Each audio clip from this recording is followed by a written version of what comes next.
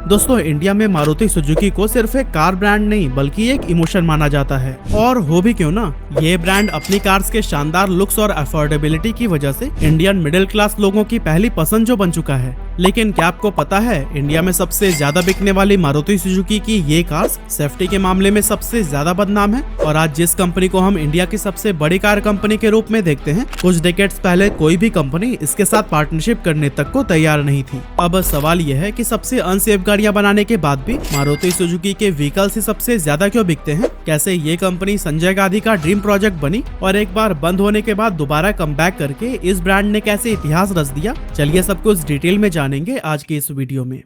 दोस्तों, मारुति सुजुकी की कहानी शुरू होती है आजादी के 23 साल बाद, यानी कि 1970 से। उस समय देश बहुत बुरे दौर से गुजर रहा था। न लोगों के पास खाने के पैसे थे और न ही रोजगार का कोई साधन। देश अभी आजादी की जंग से हुई तबाही को ठीक से भूला भी नहीं था। 1965 में इंडो पाक वार और 1967 में इंडो चाइना वार ने रही सही कसर भी पूरी कर दी।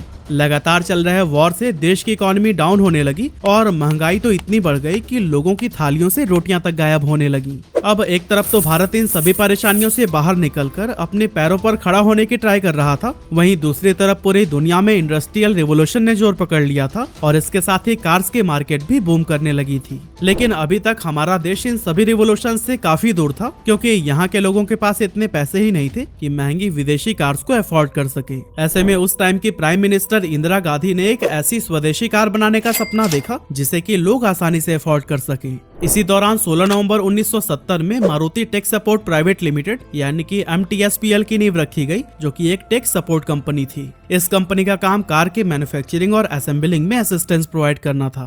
फिर आया साल 1971, जब उस टाइम की प्राइम मिनिस्टर इंदिरा गांधी और उनके कैबिनेट ने पीपल्स कार प्रोजेक्ट के सपने को पूरा करने के लिए MTSPL को चुना और फिर 9 जून को कंपनी एक्ट के तहत इसे एक्वायर करके इसका नाम बदलकर मारुति लिमिटेड कर दिया गया। साथ ही इंदिरा गांधी के बेटे संजय गांधी उस कंपनी के MD बनाए गए। उस समय संजय गांधी की उम्र सिर्फ 25 साल थी और इनकी प्राइमरी एजुकेशन देहरादून के दून स्कूल से हुई थी। इसके आगे की स्कूलिंग उन्होंने स्विट्जरलैंड के एक बोर्डिंग स्कूल से पूरी की थी। अब क्योंकि उनका पढ़ाई में कोई खास इंटरेस्ट नहीं था, इसीलिए उन्होंने यूनिवर्सिटी में कभी एडमिशन ही नहीं लिया। लेकिन हाँ, गाड़ियों के वो खूब शौकीन थे और उसके मैकेनिज्म में संजय गांधी को खूब इंटरेस्ट था। इसी के चलते उन्होंने इंग्लैंड के क्रीव सिटी में मौजूद रॉल्स रॉयस में 3 साल तक ट्रेनिंग भी ली, जिस वजह से उन्हें भारत के अंदर मारुति लिमिटेड में MD की पोजीशन सौंपी गई।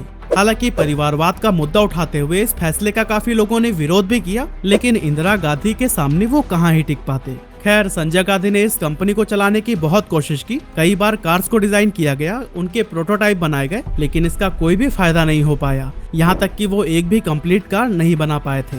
इसी के चलते उन्होंने इंटरनेशनल ब्रांड्स के साथ मिलकर काम करने की सोची, ताकि उनकी टेक्नोलॉजी का फायदा मारुति को भी मिल सके। इसी सोच के साथ उन्होंने फॉक्सवैगन के साथ पार्टनरशिप करने का प्रपोजल रखा, ताकि उस समय की उनकी वर्ल्ड फेमस कार बीटल की तर्ज पर इंडिया में भी 4 व्हीलर्स को मैन्युफैक्चर किया जा सके। लेकिन अनफॉर्चुनेटली उसी दौरान देश में अकाल की स्थिति चल रही थी और महंगाई अपने चरम पर थी, क्योंकि कुछ ही समय पहले बांग्लादेश को आजाद कराने के लिए इंडिया और पाकिस्तान के बीच जंग लड़ी गई थी और इसका असर देश की इकोनॉमी पर साफ तौर पर दिखाई दे रहा था। और दोस्तों, इन्हीं सभी सिचुएशंस को देखने के बाद फॉक्सवैगन ने मारुति लिमिटेड के साथ पार्टनरशिप करने में कोई इंटरेस्ट ही नहीं दिखाई और ये डील कैंसिल हो गई। इसके अलावा भी संजय गांधी ने कई सारे इंटरनेशनल कंपनीज के साथ डील करने की ट्राई की, लेकिन उन सभी को ही डर था कि कहीं उनका पैसा इंडियन मार्केट में डूब न जाए। इसीलिए हर तरफ से पार्टनरशिप के लिए इनकार ही देखने को मिला। अब एक तरफ तो कोई भी इंटरनेशनल कंपनी मदद नहीं करना चाहती थी, दूसरी तरफ मारुति लिमिटेड का बनाया हुआ प्रोटोटाइप भी फेल हो चुका था। ये ऐसा समय था जब कंपनी बहुत ज्यादा नुकसान में जाने लगी थी,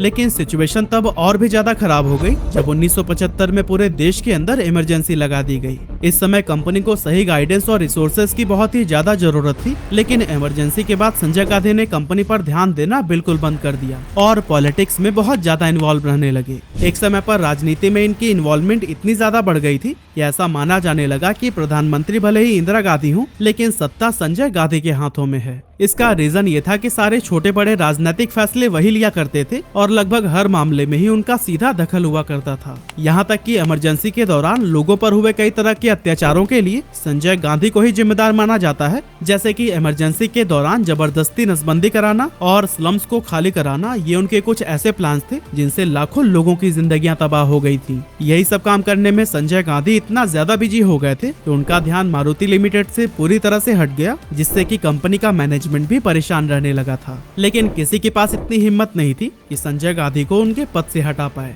खैर, जैसे तैसे मैनेजमेंट कंपनी के कामकाज को संभाल रहा था और उसे प्रॉफिटेबल बनाने की पूरी कोशिश की जा रही थी।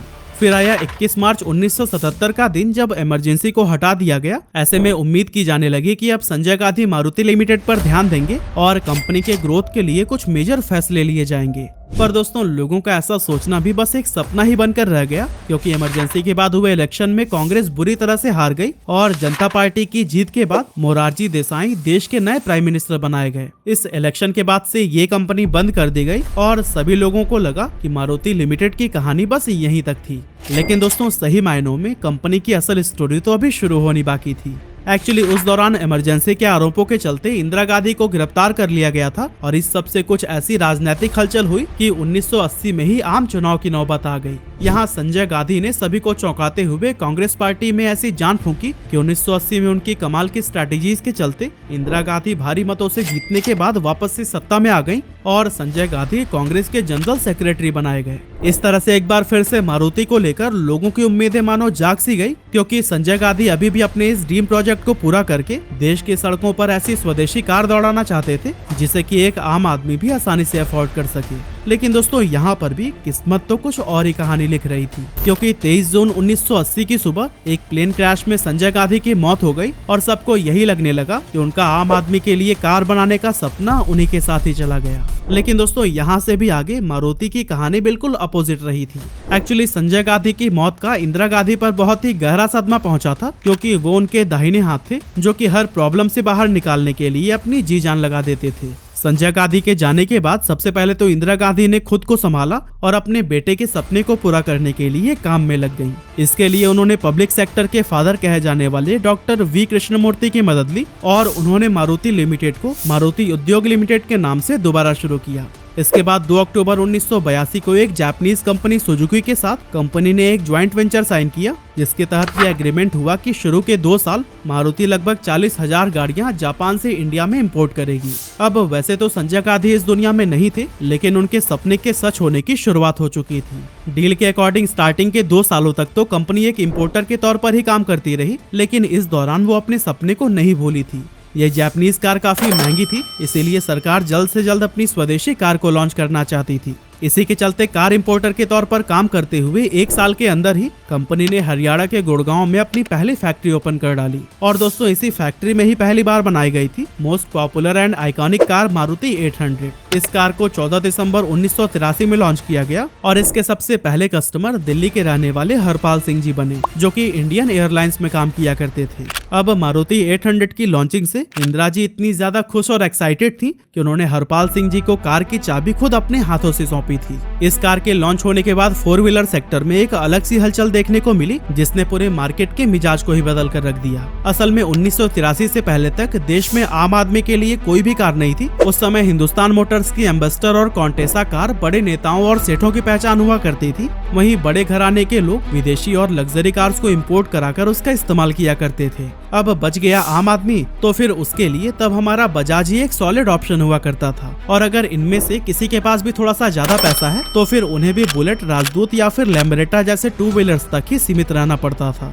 ऐसे में मारुति 800 की एंट्री से लोगों का खुद की कार का सपना अब सिर्फ सपना ही नहीं रह गया। यही वजह थी कि देखते ही देखते मारुति 800 देश की सबसे ज्यादा बिकने वाली कारों में से एक बन गई, जिसने कई सालों तक इस पोजीशन को बनाए रखा। मार्केट में इसकी डिमांड का अंदाजा आप इसी बात से लगा सकते हैं कि 1983 से 2014 तक मारुति 800 की 28 लाख से भी ज्यादा यूनिट सेल हुई थी। कंपनी ने इसके अलावा भी कई सारे बेहतरीन कार्स देश को दी, जिन्हें कि स्पेशली लोगों की नीड्स को फुलफिल करने के लिए बनाया गया था। फॉर एग्जाम्पल, मारुति ने 1984 में मारुति 800 के इंजन के साथ ही मारुति ओमिनी को लॉन्च किया था, जिसे कि आपने भी पुरानी बॉलीवुड मूवीज में किडनैपिंग सीन्स के टाइम पर जरूर देखा होगा। मारुति 800 की तरह ही मारुति की ओमिनी ने भी कई सालों तक सड़कों पर राज किया और आपको बता दें कि इस कार का इस्तेमाल कई शहरों में लोगों की जान बचाने के लिए एज ए एम्बुलेंस भी किया जाता था। 1985 में कंपनी ने अपनी मोस्ट पॉपुलर एसयूवी जिप्सी को लॉन्च किया, जो कि ऑफ रोडिंग के लिए बहुत पसंद की गई। साथ ही ये लंबे समय तक इंडियन आर्मी का भी हिस्सा रही है। और दोस्तों ये तीनों कार इतनी ज्यादा पॉपुलर हुई कि इनकी मदद से मारुति इंडियन कार मार्केट में राज करने लगी। अब दोस्तों कंपनी का प्रॉफिट बहुत तेजी से बढ़ने लगा था, जिसे देखते हुए जापानीज कंपनी सुजुकी ने मारुति में अपना शेयर 26% से बढ़ाकर 40% तक कर लिया। इससे कंपनी के अंदर बहुत बड़ी इन्वेस्टमेंट आ गई, जिसकी मदद से बड़े लेवल पर कार का प्रोडक्शन शुरू हो गया और इन गाड़ियों को देश से बाहर फॉरेन मार्केट में भी सेल किया जाने लगा। इसके बाद साल 1991 में लिबरलाइजेशन की शुरुआत हुई, जिसका फायदा उठाते हुए सुजुकी ने कंपनी में दोबारा से अपने शेयर्स को बढ़ाकर 50% तक कर दिया। लेकिन अब सवाल यह है कि कंपनी में शेयर का लिबरलाइजेशन से क्या कनेक्शन। असल में लिबरलाइजेशन से पहले ऐसा नियम था कि कोई भी फॉरेन कंपनी अगर इंडियन कंपनी के साथ ज्वाइंट वेंचर में काम करती है तो फिर वो कंपनी में 40% से ज्यादा शेयर की मालिक नहीं हो सकती। लेकिन जब देश में लिबरलाइजेशन की शुरुआत हुई तो उसके साथ ही ये रूल भी खत्म हो गया और सुजुकी को कंपनी में अपना शेयर बढ़ाने का मौका मिल गया। अब मारुति और सुजुकी दोनों ही कंपनी में आधी आधी हिस्सेदार हो गई थी, इसीलिए मारुति लिमिटेड का नाम बदलकर मारुति सुजुकी कर दिया गया। इसके बाद से मारुति सुजुकी ने एक से बढ़कर एक नए मॉडल्स लॉन्च किए, जो कि इंडिया सहित बाकी देशों में भी खूब पॉपुलर हुए। लेकिन दोस्तों 1999 में जब वैगनार लॉन्च की गई थी तो फिर कंपनी ने एक अलग ही इतिहास रच दिया था, क्योंकि इस कार ने उनकी उस समय की बेस्ट सेलिंग कार मारुति 800 के सेल्स रिकॉर्ड को भी कुछ ही समय में ब्रेक कर दिया था। 1999 के बाद से 2023 तक यानी कि पिछले 24 सालों में वैगनर की 30 लाख से भी ज्यादा यूनिट सेल की जा चुकी हैं। इसके अलावा साल 2000 में कंपनी ने ऑल्टो को भी लॉन्च किया और ये भी खूब पॉपुलर हुई थी। इसकी पॉपुलरिटी का अंदाजा आप इसी बात से लगा सकते हैं कि ये मारुति सुजुकी की हाईएस्ट सेलिंग कार बन चुकी है, जिसकी अब तक 45 लाख से भी ज्यादा यूनिट्स बेची जा चुकी हैं। साल 2000 में ही मारुति सुजुकी ने अपना पहला कस्टमर कॉल सेंटर ओपन किया, जिसने की कंपनी पर लोगों का ट्रस्ट और भी ज्यादा मजबूत कर दिया। इसके बाद से 2005 में कंपनी ने अपनी हैचबैक मारुति स्विफ्ट को लॉन्च किया, जिसने की इंडिया में स्मॉल कार वाले आइडिया को पूरी तरह से ट्रांसफॉर्म कर दिया, क्योंकि लोग अब कम बजट में भी ज्यादा स्पेसियस, स्टाइलिश, नाइस इंटीरियर और तेज रफ्तार वाली कार इस्तेमाल कर सकते थे। इस तरह से मारुति सुजुकी इंडियन कस्टमर्स की नीड्स के अकॉर्डिंग नए इनोवेशंस करता गया और मार्केट में ऐसी कार्स उतारी जो कि इंस्टेंट हिट साबित हो गई। और फिर आगे चलकर डिजायर और इको जैसी गाड़ियां लॉन्च करने के बाद से इस कंपनी ने 2012 तक 1 करोड़ कार सेल करने का माइलस्टोन भी अचीव कर लिया था। इस तरह से एक तरफ कंपनी बेहतरीन कार्स के दम पर लगातार अपना प्रॉफिट बढ़ा रही थी, वहीं दूसरी तरफ सुजुकी भी कंपनी में अपने शेयर्स इंक्रीज करती जा रही थी। अभी की अगर बात करें तो इस कंपनी में सुजुकी की हिस्सेदारी 56% से भी ज्यादा हो गई है, यानी कि गवर्नमेंट के पास कंपनी के 44% शेयर्स होंगे। अब अगर ऐसा आप भी सोच रहे हैं तो आप बिल्कुल गलत हैं, क्योंकि गवर्नमेंट ने 2003 से ही कंपनी से अपना शेयर कम करना शुरू कर दिया था और 2007 में वो अपने सारे शेयर्स बेचकर मारुति सुजुकी से पूरी तरह से अलग हो गई थी। यानी कि आज कंपनी के 56% शेयर जापानीज कंपनी सुजुकी के पास हैं और बाकी के 44% म्यूचुअल फंड्स और फाइनेंशियल इंस्टीट्यूशंस के पास हैं। अब दोस्तों भले ही गवर्नमेंट इससे एग्जिट हो गई हो, लेकिन कंपनी अपनी कोर वैल्यू को आज तक नहीं भूली और यही वजह है कि आज मारुति सुजुकी 46% मार्केट शेयर के साथ इंडिया की नंबर 1 कार कंपनी बनी हुई है। अब एक तरफ तो मारुति सुजुकी लोगों की पहली पसंद बन चुकी है, लेकिन वहीं दूसरी तरफ ग्लोबल एनकैप क्रैश टेस्ट में इन कार्स को लोवेस्ट सेफ्टी रेटिंग मिल रही है। ऐसे में सवाल ये उठता है कि इतनी अनसेफ होने के बाद भी मारुति सुजुकी की कार सबसे ज्यादा क्यों बिकती हैं? इसका कोई एक नहीं बल्कि मल्टीपल रीजंस हैं और इसमें सबसे पहला है अफोर्डेबल प्राइसिंग। जैसा कि इस कंपनी को ही मिडिल क्लास लोगों के लिए शुरू किया गया था, इसीलिए इसकी कार्स के प्राइस हमेशा ही इतने लो रखे गए कि लोग इन्हें आसानी से अफोर्ड कर पाते हैं और हम इंडियंस अफोर्डेबिलिटी के सामने सेफ्टी की भी चिंता नहीं करते। दूसरा रीजन है इन कार्स का बहुत ज्यादा फ्यूल एफिशिएंट होना। असल में यह हम भारतीयों का माइंडसेट है कि हम कोई भी व्हीकल खरीदते समय सबसे पहले उसका माइलेज चेक करते हैं। हमारे लिए सेफ्टी और सिक्योरिटी जैसी चीजें इतनी मायने नहीं रखती हैं। इसके अलावा कंपनी ने पूरे देश में एक बहुत बड़ा डीलरशिप नेटवर्क बनाया हुआ है, साथ ही इनके सर्विस सेंटर्स भी आपको हर जगह देखने को मिल जाएंगे। और इतना ही नहीं, मारुति सुजुकी कार्स की टेक्नोलॉजी को हर एक मैकेनिक बहुत अच्छे से समझता है, इसीलिए हर गली नुक्कड़ पर आपको इसके मैकेनिक मिल जाएंगे, जिससे कि कार की सर्विसिंग बहुत ज्यादा आसान हो जाती है। जबकि दूसरे ब्रांड्स के साथ यही सबसे बड़ी प्रॉब्लम रहती है कि उनकी कार्स को ज्यादातर लोकल मैकेनिक रिपेयर नहीं कर पाते और लोगों को न चाहते हुए भी छोटी छोटी चीजों के लिए ऑथराइज सर्विस सेंटर विजिट करना पड़ता है, जो कि लोकल मैकेनिक से कई गुना ज्यादा पैसे चार्ज करते हैं। इस सब के अलावा कंपनी के पास बहुत ही बड़ा प्रोडक्ट रेंज है, जिस वजह से लोगों की हर जरूरत और बजट के अकॉर्डिंग इनके पास कोई न कोई कार ऑप्शन जरूर मौजूद रहता है। ऐसे में लोग सोचते हैं कि जितने पैसों में आजकल अच्छी बाइक्स बिक रही हैं, उसमें कुछ और पैसे डालकर क्यों ना मारुति सुजुकी की कोई कार ले ली जाए, क्योंकि इसकी सेफ्टी रेटिंग चाहे कितनी भी खराब क्यों ना हो, ये बाइक से तो कई गुना ज्यादा सेफ है। और दोस्तों, इन्हीं सभी रीजंस की वजह से सेफ्टी के मामले में इतना बदनाम होने के बावजूद मारुति सुजुकी की कार धड़ल्ले से बिकती हैं। वैसे आपको मारुति सुजुकी की कौन सी कार सबसे ज्यादा पसंद है, हमें कमेंट करके जरूर बताइएगा।